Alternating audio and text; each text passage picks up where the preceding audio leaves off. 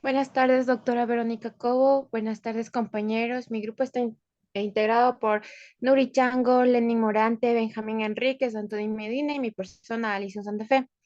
Les vamos a hablar sobre las fracturas de tobillo. Siguiente, por favor. Entonces, vamos a definir primero lo que es una fractura de tobillo. A la fractura de tobillo se la define como la pérdida de la continuidad de la tibia distal o el peroné, que es la parte más inferior de la tibia y el peroné. Y puede haber o no una lesión ligamentosa. Y esta lesión puede estar generada por impactos de baja o alta energía, como puede ser una simple torcedura o algún traumatismo, como por ejemplo en una práctica deportiva, una torcedura muy fuerte o que nos caiga algo encima.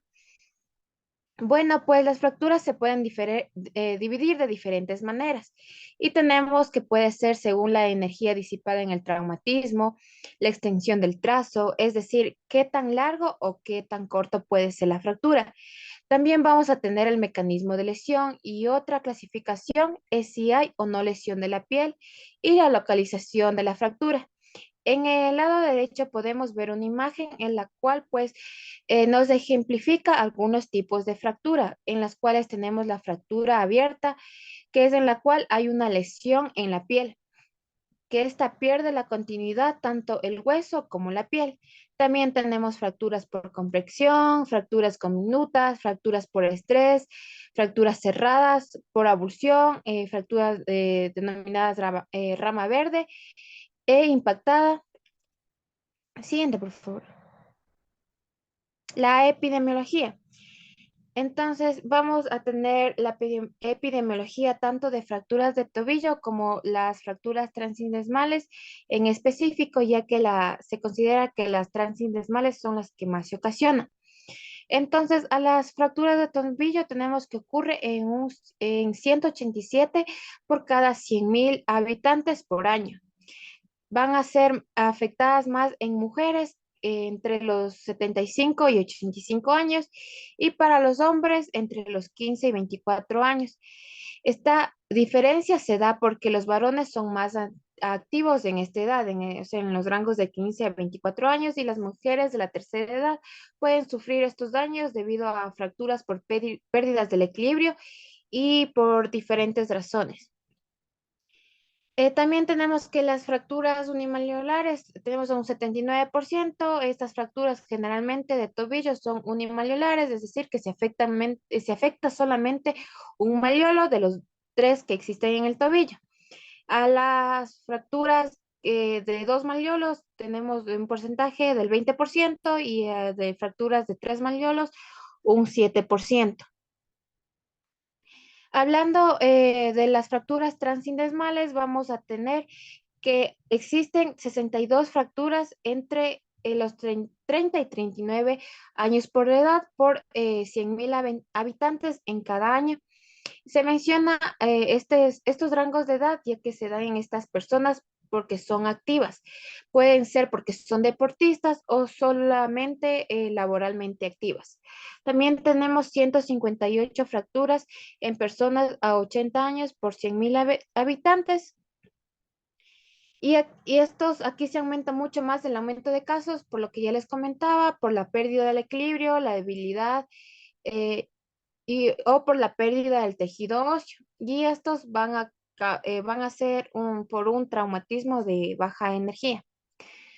Siguiente, por favor.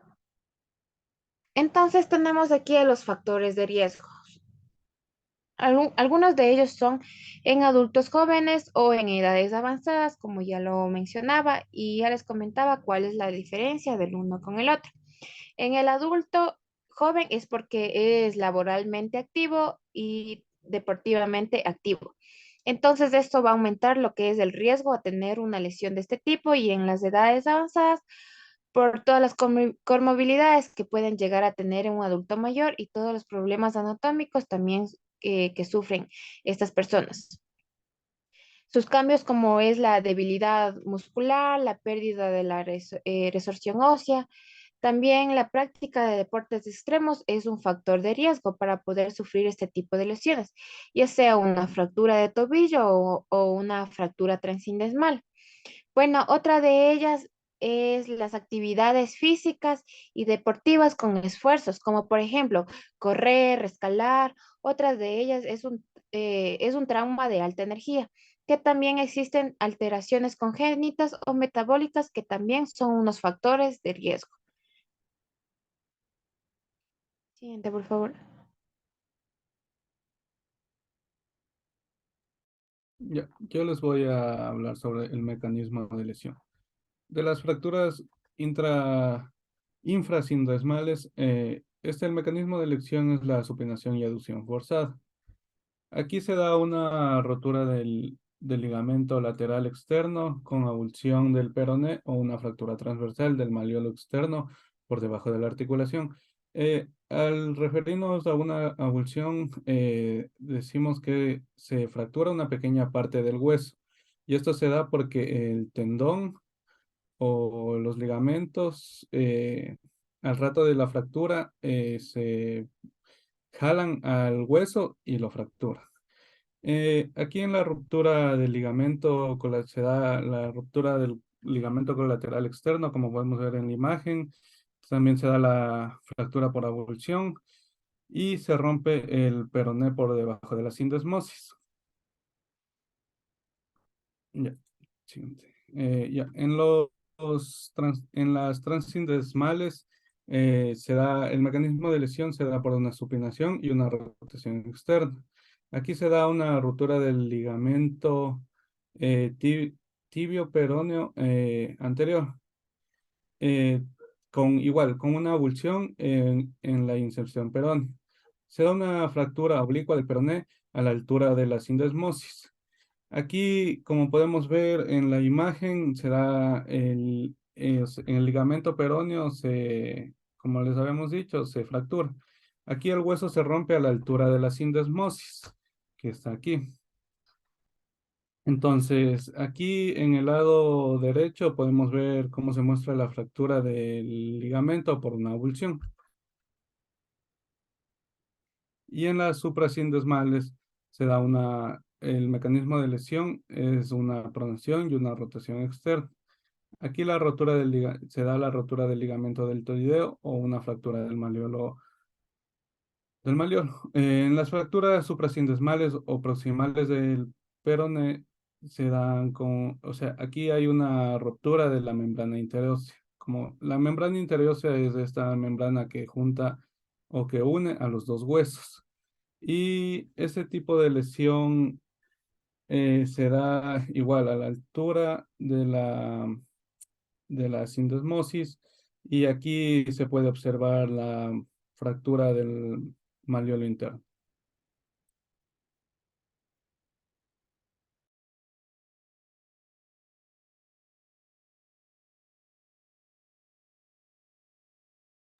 Ya. En el diagnóstico, aquí podemos hacer una exploración física. La exploración física podemos ver en el cambio de la coloración, y esto por lo general en los signos de inflamación se dan eh, ¿cómo se llama? Se da con calor. En el llenado capilar, este carece de llenado capilar y por lo general aquí siempre tenemos que descartar las lesiones nerviosas, venosas o neurológicas. Y hacemos unas maniobras para la estabilidad de tobillo, que son el test de Cotton, el test de estrés de rotación externa, la prueba de cajón del tobillo anterior y el test de inversión de la articulación del tobillo, que ya se las vamos a mostrar después.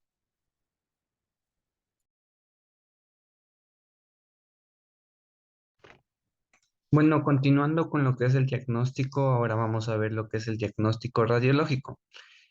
Para este diagnóstico nosotros vamos a tener tres proyecciones en lo que se refiere a una radiografía, las cuales nosotros podemos solicitar al paciente. Como las proyecciones tenemos a la proyección anteroposterior, AP, proyección lateral y proyección oblicua. En la proyección AP anteroposterior, nosotros lo que vamos a evaluar va a ser Vamos a valorar fracturas maleolares y a la vez vamos a valorar si existe alguna inflamación en los tejidos blandos. Esta proyección AP nosotros la vamos a ver de frente hacia atrás. También tenemos la proyección lateral, que como su nombre mismo lo indica, nosotros vamos a ver en este caso lo que es el tobillo de lado, de una forma lateral. Nosotros aquí vamos a evaluar algunas fracturas maleolares, pero estas van a ser posteriores. Además, nosotros vamos a valorar lo que es la cúpula del astrágalo en relación con la mortaja, que es básicamente la parte posterior de la tibia y el peroné, lo que vendría siendo la articulación propia del tobillo. Vamos a ver que si hay disminución del espacio articular, vamos a poder observar si en esta parte se da una fractura por cizallamiento, la cual también nosotros la vamos a poder tratar. Luego de esto tenemos la proyección oblicua, que básicamente esta se caracteriza por ser una proyección antero-posterior, pero eh, en esta se va a caracterizar por una ligera rotación interna del pie. Lo que nosotros vamos a visualizar aquí son lesiones del astrágalo y sindesmosis. Siguiente.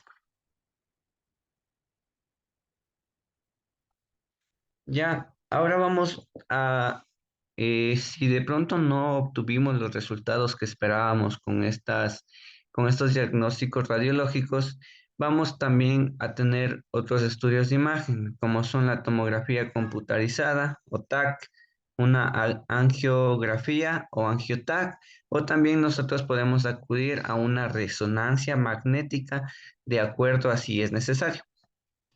En la tomografía, lo que nosotros vamos a evaluar básicamente va a ser las superficies articulares de la tibia y también nosotros vamos a valorar si existen algunas fracturas conminutas o compresión, ya que en muchos de los casos en una radiografía no se lo puede observar. Nosotros vamos también a utilizar una angiografía o angioTAC solamente si sospechamos de alguna lesión arteriovenosa o algún politrauma. De igual manera, la resonancia magnética se podría decir que no es tan necesario, pero nosotros vamos a utilizar en lesiones o alguna duda diagnóstica, ya sea que el paciente no se quedó conforme o si éste presenta algún politrauma.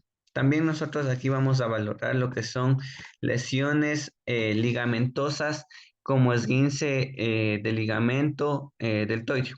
Siguiente. Bueno, para basarnos en este proceso de la fractura del tobillo, tenemos aquí lo que son las reglas de Ottawa, que esta son una herramienta de cribado muy válida para evaluar fracturas de la tibia, el peroné, el quinto metatarsiano y el hueso navicular. Estas reglas de Ottawa básicamente se dividen en dos partes, una que es hacia medial, una cara medial y una cara lateral. Ya, en lo que en cada lado nosotros vamos a tener las reglas de acuerdo a cómo nosotros vamos a optar, de acuerdo si alguna patología se encuentra en la cara lateral o medial. Como podemos ver, aquí va a haber un dolor a la palpación de los 6 centímetros distales del borde posterior o punte del malleolo lateral. Como tenemos aquí, si presenta dolor en estos 6 centímetros, nosotros vamos a obtener un resultado de diagnóstico más certero. Ya también vamos a ver la incapacidad para mantener el peso inmediatamente tras otros traumatismos y en urgencias. Siguiente, por favor.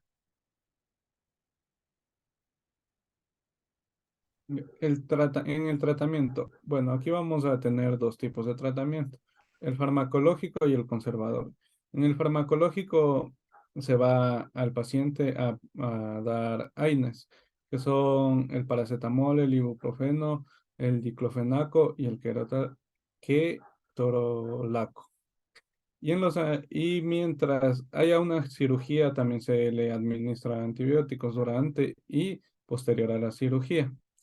Y en el tratamiento conservador, aquí se hace una inmovilización por debajo de la rodilla y se le aplica un vendaje específico, o yeso.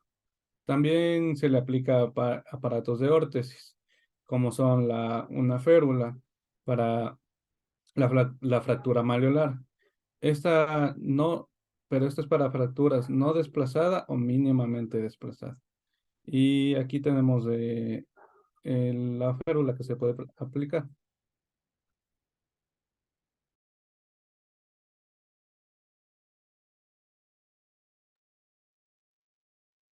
Bueno, ahora yo les voy a hablar sobre la fractura del peroné.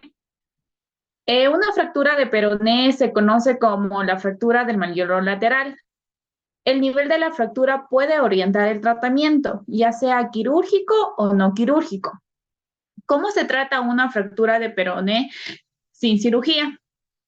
Es posible que no se necesite cirugía si su tobillo está estable, lo que significa que el hueso fracturado no está fuera de lugar. Se puede realizar una radiografía de estrés para ver si el tobillo está estable. El tipo de tratamiento requerido también puede basarse en el lugar donde se fractura el hueso. ¿Cómo se trata una fractura de peroné con cirugía? Si la fractura está fuera de lugar o el tobillo está inestable, su fractura puede tratarse con cirugía durante este tipo de procedimiento. Los fragmentos del hueso primero se reposicionan en su alineación normal. Se mantienen unidos los tornillos especiales y placas de metal unidas a una superficie exterior del hueso. En algunos casos se puede usar tornillo o una varilla dentro del hueso para mantener los fragmentos del hueso mientras se sanan, mientras se compactan. Siguiente, por favor. La fractura del malleolo medial. Es una fractura del malleolo medial, es una rotura en la tibia y en el interior de la parte inferior de la pierna. De igual manera, aquí podemos tratar con cirugía y sin cirugía. Si la fractura no está fuera de lugar o es una fractura muy baja con piezas muy pequeñas, se puede tratar sin cirugía. Se puede realizar una radiografía con estrés para ver si la fractura y el tobillo están estables. Aquí se puede tratar con yeso o corto en la pierna o un aparato ortopédico removible. ¿Y cómo se trata una fractura del malleolo medial con cirugía? Si la fractura está fuera del tobillo, está inestable. Se considera la cirugía incluso si la fractura no está fuera de lugar. Esto se hace para reducir el riesgo de que la fractura no cicatrice o también se llama pseudoartrosis y para permitir comenzar a mover el tobillo antes. Una fractura del malleolo medial puede incluir impactación de la articulación del tobillo. La impactación ocurre cuando una fuerza es tan grande que empuja al extremo de un hueso hacia otro. La reparación de una fractura impactada puede requerir un injerto óseo. Este injerto actúa como un andamio para que crezca un hueso muerto, un hueso nuevo y pueda reducir cualquier riesgo posterior a desarrollar. Siguiente, por favor. Ahora les voy a hablar sobre la fractura del malleolo posterior. ¿Qué es una fractura del malleolo posterior? Una fractura del malleolo posterior es una fractura de la parte posterior de la tibia en la articulación del tobillo. ¿Cómo se trata una fractura de malleolo posterior sin cirugía? Si la fractura no está fuera de lugar, como ya les vengo mencionando, el tratamiento puede ser con un yeso corto en la pierna y un aparato ortopédico removible. Por lo general se aconseja a los pacientes que no pongan peso sobre el tobillo durante 6 semanas. ¿Y cómo se trata la fractura del malleolo con cirugía? El tratamiento puede ser con yeso o, perdón, esto es sin cirugía. En cambio, con cirugía hay diferentes opciones quirúrgicas disponibles para el tratamiento. Las fracturas malleolares posteriores tenemos opciones como colocar tornillos desde la parte delantera del tobillo hacia la parte posterior o viceversa. O otra opción es colocar una placa y tornillos a lo largo de la parte posterior de la espinilla. Siguiente, por favor. Ahora vamos a hablarles sobre las fracturas bimalleolares o fracturas equivalentes bimalleolares. La fractura bimalleolar es cuando el malleolo lateral y el malleolo medial se fracturan y el tobillo no es estable. En cambio, la fractura equivalente bimalleolar significa que además de la fractura de uno de los malleolos, se lesionan los ligamentos del lado interno del tobillo.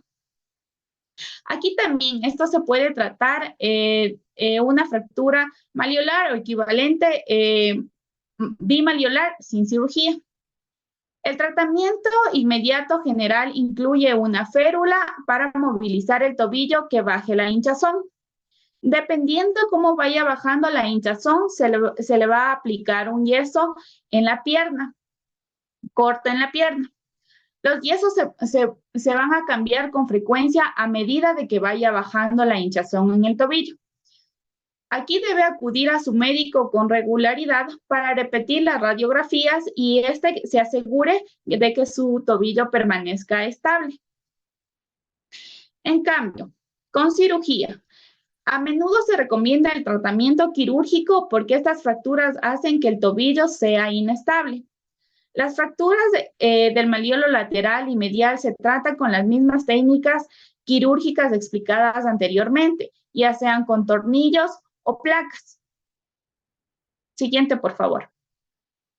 ¿Qué son las fracturas trimalleolares? Como el mismo nombre lo dice, las fracturas trimalleolares significa que los 3 malleolos del tobillo están fracturados, por lo cual se recomienda tanto la cirugía para que esto ayude a que nuevamente se compacte el hueso, ya sea con la cirugía ya explicadas anteriormente, es el mismo procedimiento.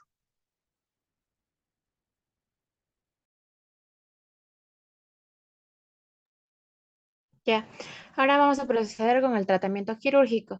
Entonces, para el tratamiento es muy importante que conozcamos los criterios del paciente para poder definir si el paciente es apto o no a una cirugía. No solamente podemos llegar y realizar una cirugía así porque sí. Hay que primero conocer al paciente, el tipo y el mecanismo de elección. La actividad que el paciente realiza, por ejemplo, si es deportista, si solamente tiene una actividad laboral.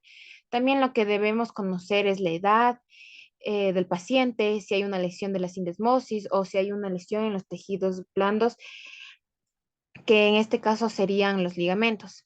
También contamos con una reducción abierta de la fijación abierta.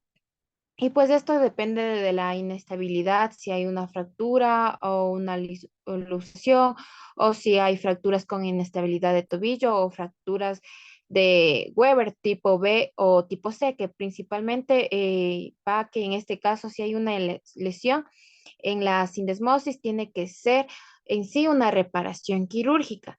Y para esto hay que colocar un tornillo a lo largo de la sindesmosis, es decir, que esta va a atravesar la tibia y el peroné a la altura de la sindesmosis y pues hay un mecanismo de compresión en la cual vamos a poder tener una cicatrización. Siguiente, por favor.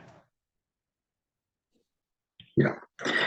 Para el tratamiento fisioterapéutico, el objetivo de la rehabilitación es disminuir o eliminar las secuelas que se pueden presentar en los pacientes posterior a una cirugía. Podemos encontrar una rigidez articular, también podemos encontrar el rango de movimiento disminuido, podemos encontrar dolor, una circulación reducida, un edema y una atrofia muscular. La rehabilitación temprana es segura y no hay diferencia en cuanto a fracaso de la consolidación, el retraso y la pseudoartrosis. Siguiente. A continuación vamos a presentar las 3 fases de la rehabilitación. El tratamiento debe ser personalizado y diseñado a necesidades y capacidades de cada paciente. Para la primera fase vamos a tener el control de la inflamación, el control del dolor, la terapia manual, el trabajo de los tejidos blandos y también aumentar la movilización articular con diferentes movilizaciones. Para la segunda fase es importante hacer énfasis en el cuidado de la cicatriz, en tejidos blandos y en el edema. Para este caso vamos a trabajar la movilidad activa. También vamos a reeducar en la marcha con ayuda del fisioterapeuta y el equilibrio estático, utilizando la plataforma de Friedman. Y también el paciente debe realizar en decúbito supino con el tobillo diferentes maniobras, como 1, 2, 3, 4, imaginariamente. Y para la tercera fase de rehabilitación, el tratamiento, este es un tratamiento de fortalecimiento, en el cual debe ser progresivo y controlado. Se debe tener cuidado para no generar una inestabilidad y crear otra lesión en el tobillo. Aquí podemos encontrar ejercicios de fortalecimiento, también ejercicios con carga de peso, ya más avanzados. También podemos encontrar ejercicios de equilibrio dinámico y estático, utilizando el BOSU o una reintegración a las actividades de la vida diaria. Siguiente. Bueno, la luxofractura. A continuación vamos a hablar sobre la luxofractura de tobillo, que esta es una lesión traumática que compromete la integridad del tobillo y del tobillo, los huesos y sus ligamentos. Por lo general, esto se origina por una rotación en relación al eje de la pierna.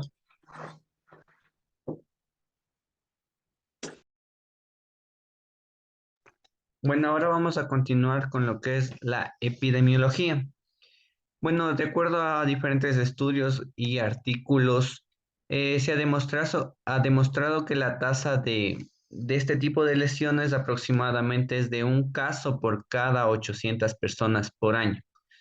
Se ha reportado hasta 174 casos por cada 100.000 adultos por año, afectando principalmente a la población en pacientes hombres, jóvenes activos y a una baja población femenina. ¿Ya? Dentro de la distribución de este se da en el 66% presenta características lo que son maleolares.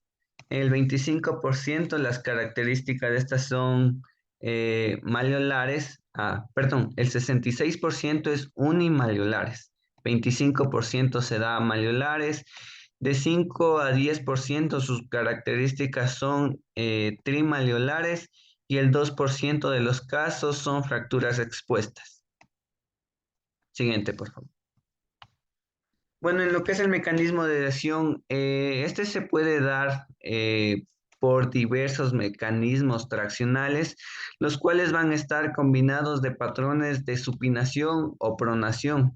También aquí se puede ver afectado lo que es la abducción y la aducción. O también en casos extremos vamos a ver que se da la rotación externa del tobillo. Siguiente. Bueno, ahora el cuadro clínico que va a presentar el paciente es dolor, aumento de volumen, deformidad del tobillo, pudiendo tener imposibilidad de realizar carga con la extremidad lesionada. Se debe valorar el compromiso de las partes blandas, especialmente el compromiso neurovascular en situaciones de grandes desplazamiento o ante luxaciones. ¿Cómo lo vamos a valorar? Se debe palpar suavemente los malleolos y la fíbula en toda su extensión desde la rodilla hacia distal en busca de fracturas proximales. Siguiente, por favor. Ahora les voy a explicar sobre el estudio imagenológico. Se debe solicitar radiografías de tobillo, tanto en proyecciones anteroposterior, lateral y mortaja. Y si es posible, un ATAC, ya que permite evaluar la arquitectura ósea de forma más detallada. Ante una duda diagnóstica, también se la puede realizar una resonancia magnética, ya que esta va a permitir evaluar las lesiones cartilaginosas, tendinosas y compromisos sin desmal no objetivables con radiografías o TAC.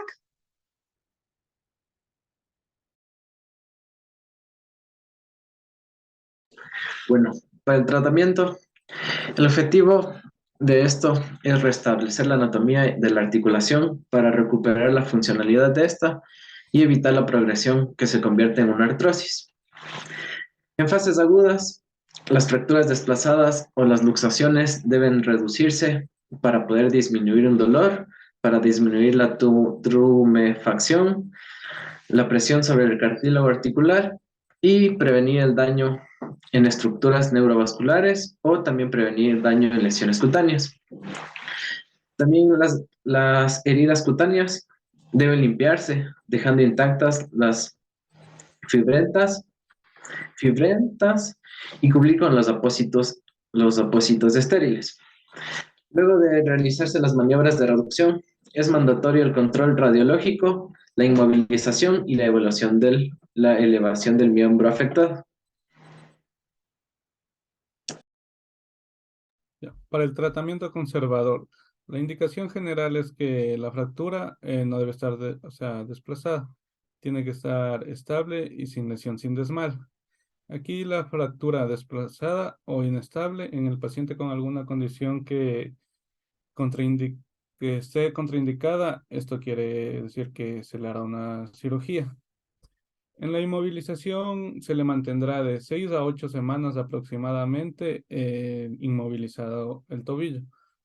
Y después de esto se indicará una rehabilitación articular y de carga progresiva a la tolerancia que tenga el paciente. Tenemos el tratamiento quirúrgico, que está indicado en fracturas inestables, desplazadas o con compromiso sin desmal, en fracturas expuestas, en síndromes compartimentales. Eh, el momento para realizar una reducción abierta y fijación interna es cuando las partes blandas y la inestabilidad clínica del paciente lo permitan. Aquí se debe restituir la congruencia articular, el largo y la rotación de la fíbula para la fijación de los fragmentos que se usan en las placas y tornillos. Y para la toma de decisión, si hay que reducir y fijarlo, se deben considerar 3 puntos, como es la presencia de luxación al momento de la lesión, la congruencia de la superficie articular y la subluxación residual del talón. Los mejores resultados se obtienen cuando se fija con placa o con tornillos anteriores, luego de la reducción y fijación de las fracturas de tobillo. Deben objetivarse la inestabilidad sin desmal. Esto se lo puede realizar mediante la tracción lateral de la fíbula distal o con un gancho llamado hook test o mediante la visión radioscópica al someter el tobillo a una dorsiflexión o una rotación externa, entre otras pruebas. Siguiente, por favor.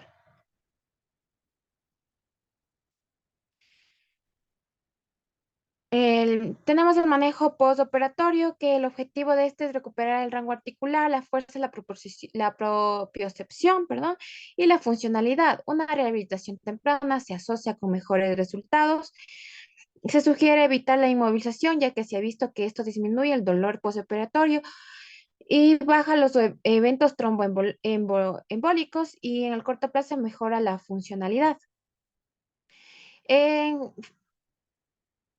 En fracturas con fijación sin desmal, diferentes estudios de revisión sugieren no cargar antes de las 6 semanas para evitar el riesgo de la falla de material de osteosíntesis. Muchas gracias.